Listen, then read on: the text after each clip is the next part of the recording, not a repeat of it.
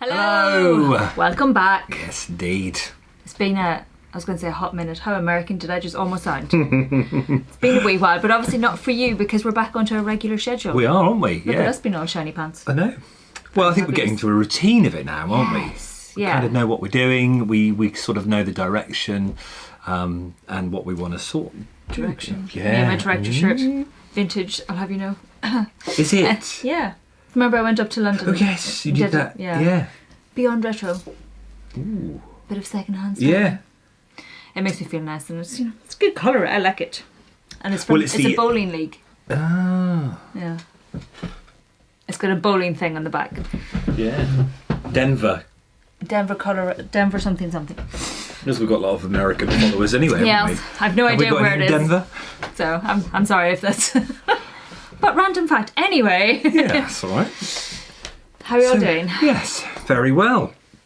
So go on. We're both knitting today. We are, yes. We're going for a nice, relaxed episode, aren't we? Because, well, it still will be mental health month. Awareness. Yes. Awareness. So we have Mental Health Week and Mental Health Month, or it's Mental Health Awareness Month or Mental Health Awareness Week, where we just like to shine a wee light on that's right. The fact that we all have problems that we are all struggling with or dealing with. So.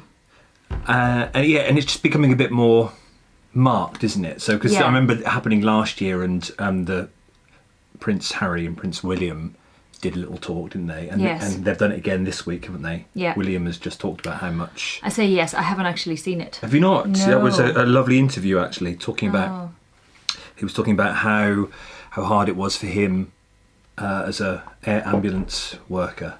And he would often have support and go for support counselling. Yeah, well, they need it in particular, don't they? And then he talked about how hard it was, the passing of his mother.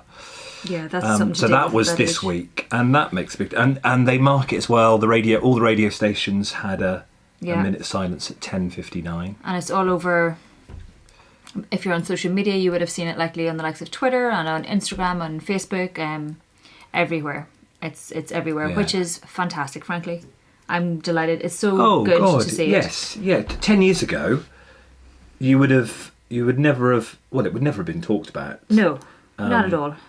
And it's so nice. And it would have been seen as a weakness. And without a doubt, yeah. And it's all in your head. Yeah. You're not sick at all. There's nothing wrong. What are you talking about? So we thought we would have an episode where we just talk about that. And our experiences with it, and also the benefits of what this kind of stuff. Yeah, of what knitting we do. Or crocheting or whatever craft it is. So we've had Jen on with her little what did we ended up the kabuki babies. Do you remember? Yeah. So there's that, and there's also like this, as we said, or painting or anything. We had somebody mention pottery as well. Yeah. So whatever kind of craft you're into. It's a difficult one, isn't it? Because we know how, certainly I do now, I've had the shop, how important the mornings are for our community of coming in, having that contact, having that human contact, 2.5 hours of just sitting and chatting, having a cup of tea. Yes, having a natter. How important that is. But we don't necessarily know that when we are in the thick of it with work, do we? No. Because we haven't really got time to do all this, and that's the problem, isn't it? Well, it's...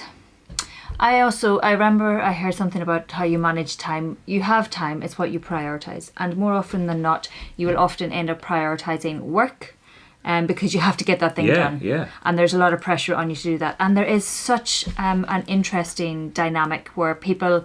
The whole busyness thing. Yeah. Why aren't you being busy or productive or... whatever it may be, there's pressure on you to always be producing and being productive and always be on top of everything.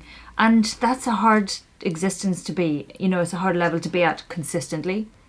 And it's so easy to let things like this just fall by the wayside, to not allow yourself the time out to just sit and maybe just have a wee chat or to just sit and have a bit of a knit or watch a programme you enjoy that makes you smile. Right. Yeah. But the whole busyness culture is interesting, in my opinion. It's now starting to swing the other way, which is nice. Definitely. So in my time as a teacher, you are first of all, it started off you worked. Yeah. It's a hard one as a teacher. and you're wrapped up in it, and you love every minute of it. I loved every minute of it, and you sort of kind of forget about your well-being. Well, that term didn't even exist. No. You know, in early 2000 when I was teaching when I first started, you went home and you did more work, and then you found some time to, you know, sit down, have a cup of tea at some but that was point. probably at the weekend or on the holiday, and you would just keep repeating it, and you wouldn't know you were ill or something was wrong until too late. But the idea of well-being didn't exist as a teacher, but it started towards sort of 2010 onwards. It started creeping in with teaching, where we would then have, our school would then organise well-being weeks or well-being day, where there would be no students, and the staff could choose activities and have a day of craft, do yoga, and you'd have a day of it, and that would be set for staff just to stop.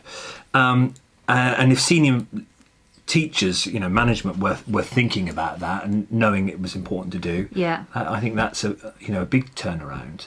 And then we'd have surveys to do as well with well-being.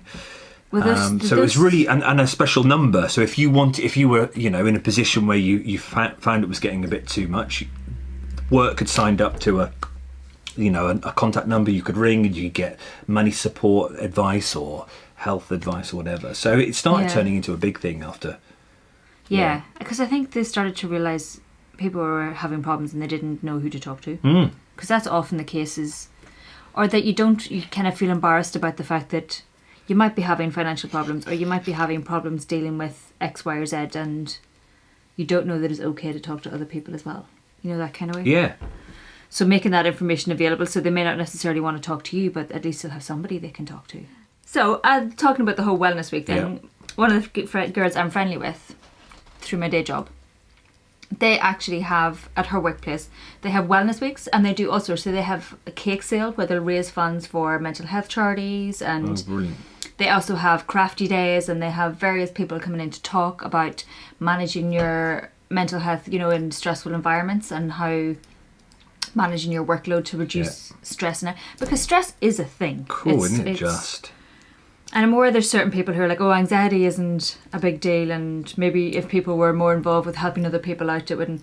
You know, there's some interesting talk around that whole thing where if you spent more time working with charitable causes, you know, for example, I used to do work with homeless people and things like that. It's like I was still stressed and I was still anxious and I was still wound up.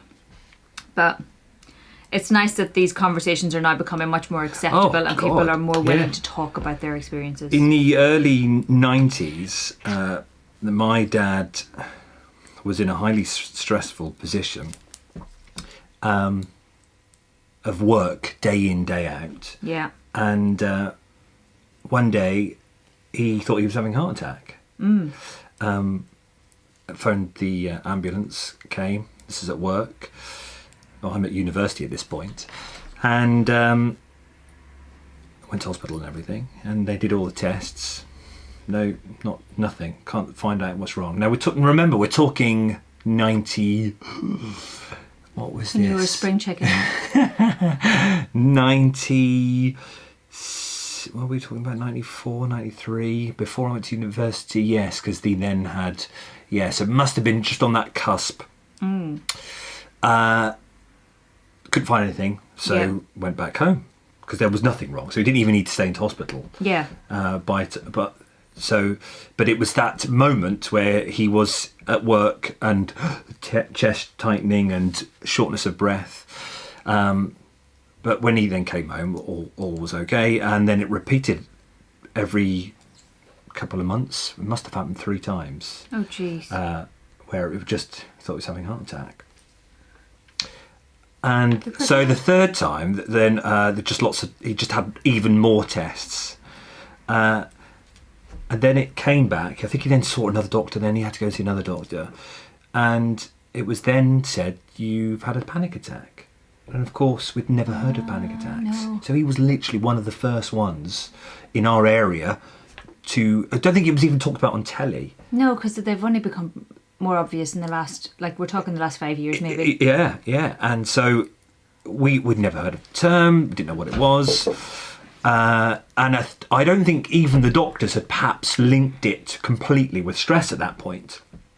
No. So Well, it would we be haven't at that point we didn't even link it to work. But obviously now we've gone through it all, and we can now look back. We now know completely it was work, the stress of what he had to deal with every day. And so from that, I've then learned about stress and about panic attacks and about nervous breakdowns and what it can do to the mind. But that was pre-Google, so we couldn't even Google panic attack. And that wasn't going to be in the encyclopedias that everybody had set at the telly. No. And then since then, you then heard it being mentioned a lot more, panic attacks on like This Morning and programmes like that. Yeah. And then, we're in this position now where we're obviously talking about mental health a lot, aren't we? Yeah. Which I think is very good, because it's especially, my heart goes out to the generations below us. Oh, the pressure on them is just unreal. Who wouldn't have known what it was? How would they have dealt with it? What would have happened? But does it go back to, well, it goes back, I remember as a kid, we used to be horrible to people who clearly did have nervous breakdowns. Yeah. Talking about mental they were talked homes. about behind closed doors. Oh, God, yes. As kids, we would be nasty about those people and use those horrible words. Yeah. So, I would feel sorry for them. Yeah. Because it was frowned upon. Oh, yeah. Or not even known. Yeah. But so thankfully, things are. Oh yeah, so now improved. in the teaching job profession, they're doing that well-being. They're providing these places for support. Yeah. And obviously now with social media, we've got even more support online. But weirdly, is it social media that has now? Well, this is what I'm thinking. So like when I'm thinking other generations, I'm thinking about the people coming through after us. They've got even more pressure because their entire life is online. Yeah. Like when I was growing up, if I made a mistake, okay, circle of friends would have known, maybe a few people I went to school with, but not the entire, if you made a mistake and somebody records it, that's going viral. Oh God, yeah. And that, there have been people who have committed suicide over things that have been shared online or... Yeah. And there's a lot of pressure on young people to behave a certain way, to look a certain way. Yeah. I can't even begin to think what it must be like to be a kid growing up now. Oh, man. Having the phone, having that access. Yeah. I don't know whether I'd ever go to sleep if as a kid, having the texts. Well, it's also, there's various studies have proven you can't get into these loops, a positive reinforcement loop, and that's where you get your positive reinforcement is from your phone. So every time you get a like, you keep checking and you keep checking and you keep checking. So you do become addicted to it.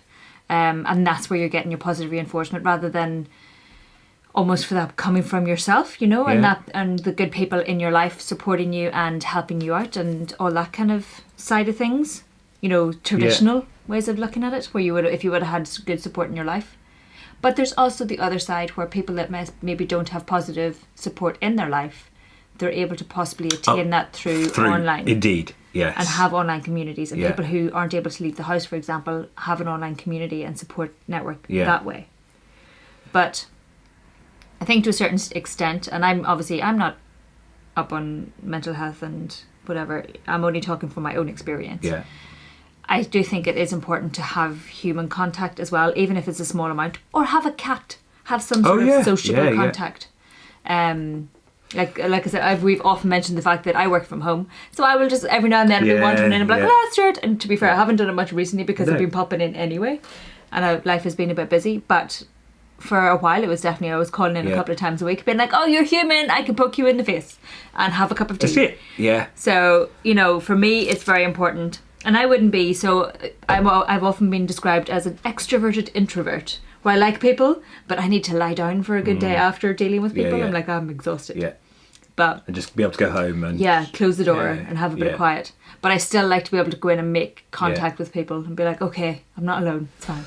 And that's what I like about the shop, is making sure that people know they can do that. They can come in here, and especially what about our Saturday come by sessions that we've got, they're great. Where you can come and be with just a group of people for no matter how long you want to, but 12 till 4. Yeah. And bring your craft, because that sometimes is, that people need it's sort a safety blanket as well. Indeed.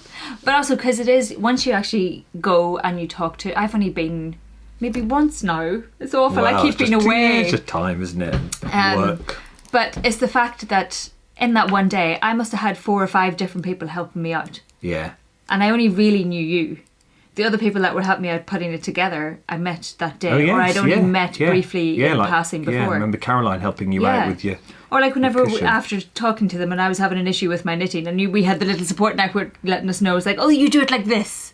So it's people willing to help and being, you know, once you have that network, even if it's just a gradual process where you gradually get to know people, having a craft or having a sit down and a chat over a cup of tea and a bit of cake. Yeah. It's a really good way to meet people. And that really can just good. be just enough, you know, in your life. Just all right, I've got that regularly, and I'll have that point. Yeah, just to keep gives you something to look forward to and to focus on sometimes. And get away from, you know, for a little time, get away from everything else. Yeah, and the time disappears. So we're talking about various things. So me and Jen, who we've mentioned before, we have play dates. We quite literally, we're both grown women and we have play dates. We go around and we'll cut up things and we'll stick things down and we'll paint stuff. And as we've said, we sometimes don't really talk to each other, but we will talk to ourselves and we will be singing along. But and you know it's the you're company. Together doing it, yes. Yeah. And every now and then one of us will say something and we'll burst into hysterics and carry on. And we've talked about that on previous episodes. Well, I think we talked about it with Jen, didn't we? Playing. Yeah. We don't do enough playing, do we? Not as an at all. adult. Not at all. And because, understandably, life gets in the way, or work gets in the way, or family gets in the way. There's a weird thing where you're expected to not behave like a child because you're an adult. Do you know this whole thing? It's like you're a grown-up adult, you should be responsible, you have a house and, you know, you almost feel like there's a finger wagging going on. Yeah. But I think it's changing a lot. So from older generations, there was a lot of serious responsibility and you're expected to behave in a certain way. And I think my generation coming through, me and Simon have skateboards. I'm learning to skateboard. Yes, you don't have to, or not following the norm or the social norm. Yeah. We're deciding what we want to do. Yeah. Oh, and rightly so. And thoroughly enjoying it. You've got one life, haven't we? Just exactly. You've only got one spin round. May as well make the most of it. And I think that's part of the reason why I decided to quit teaching as well. It's like, I've loved the career, but come on, we have only got one life, haven't we? Yeah. You know, before we know it, how quick the whole time goes, and especially with teaching, it consumes you. If we're not careful, another 10 years is going to go by. Yeah, any job consumes you, because I can look back over my life and it's what age am I now? What just happened? So anybody, you know, it's relatable no matter what career. It's like your life is gone like that. Yeah. You may as well make sure you're enjoying it. What are you doing? Well, I've just realised, this is not from now, I've just realised... You can't talk and knit at the same time, people. No, I reckon it was this week I've been doing a little in the shop every day, but my blue there's not enough. Should be 4, and there's only 3 there, and I'm Stuart. So I was clearly knittering and nattering and doing too much nattering, so we'll have to pull out. Oh, but yeah, that's right. It doesn't take long to rip that back. I was like, "What? You're doing it wrong, Stuart," and that's why. Yeah. Now I know. And not just we've been talking about this jumper for how long now? It's been going on for ages. I finally got round to starting the collar. I've made the effort. I've borrowed Jen's circular needles and discovered it's actually quite fun. I will be getting my own set at some point. So I'm now starting the collar on this jumper. One day it will be finished. It will be a momentous occasion. Yeah, but that's all right. It doesn't matter when, does it? It's like this jumper, you know. It's quite fun to do. It's just nice to come to... But do we put so much pressure on us to finish projects, don't we? Yes.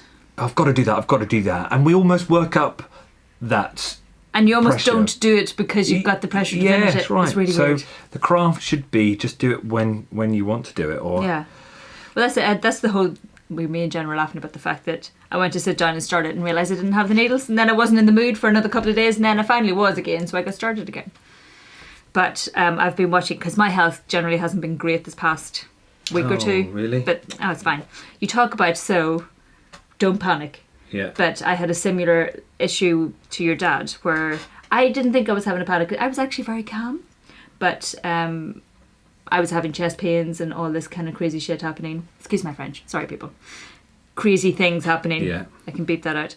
And got to the hospital and they said, actually, you have the heart of an 18-year-old. You have a very healthy heart. And it must have been just... Oh, stress of it. Yeah, palpitations. And I wasn't particularly stressed that day, but I'd had a very busy time of it in the weeks previous. I know all too well myself. Yeah. And I think it was just more a case of that I'd finally slowed down. Yeah. That this had happened. So did you have anything in advance as well? Booked, so maybe it was on your mind? Well, I was just finally getting back into a routine. Right. So it was more that I was trying to finish off various things so I could just get back into the swing of it. And maybe that's what it was the fact that, okay, I'm now ready to start tackling those projects that have been hanging over my head. So I need to just learn to maybe rephrase things or just rework them in a certain way, so I'm not putting pressure on myself to try and do all the things and then nothing gets done, this kind of way. Yeah. So then it's even more stress. So if it happens again, you now know those sort of signals.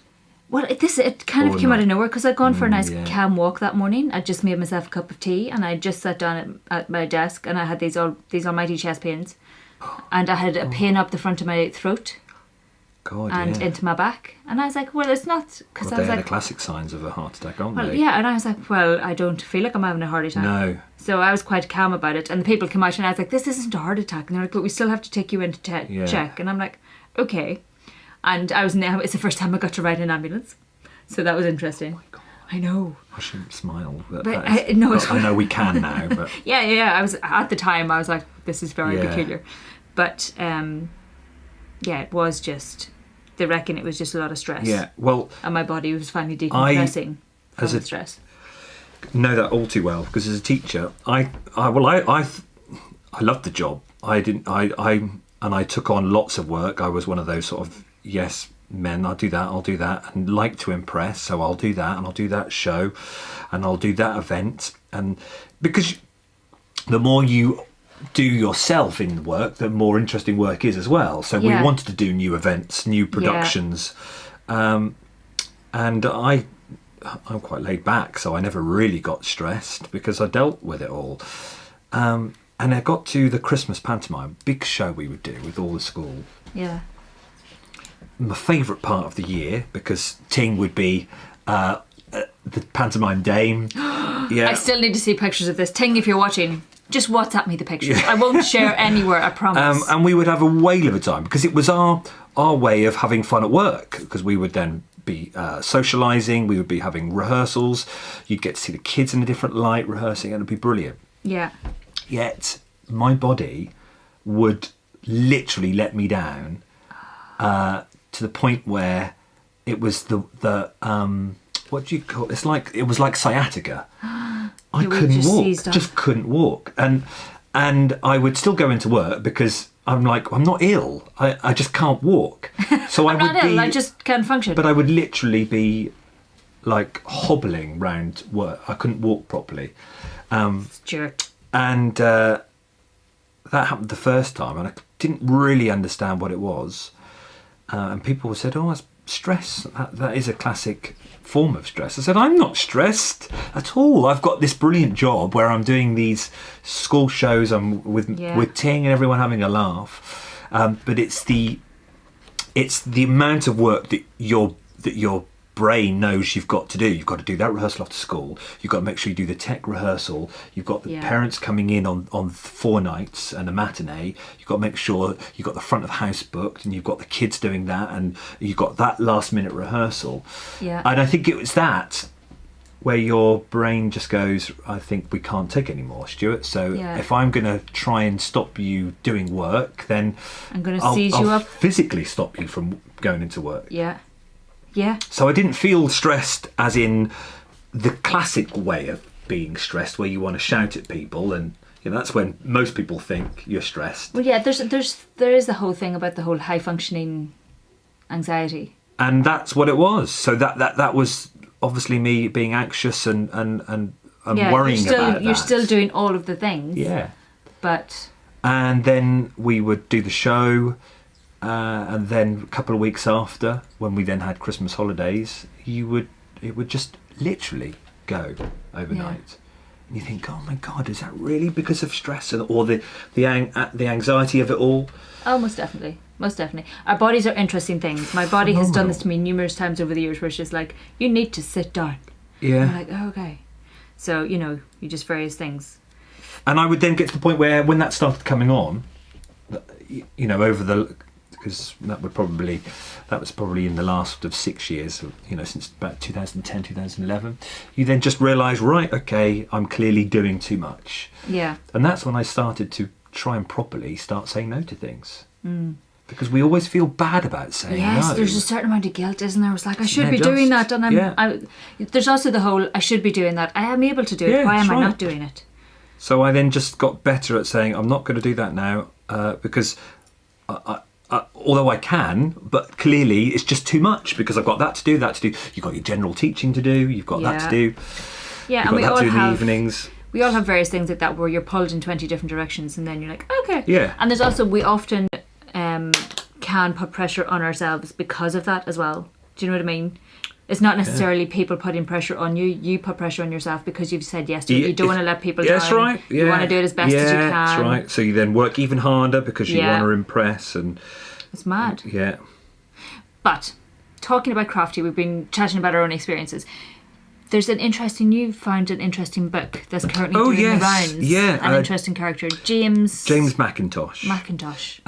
He... Was he?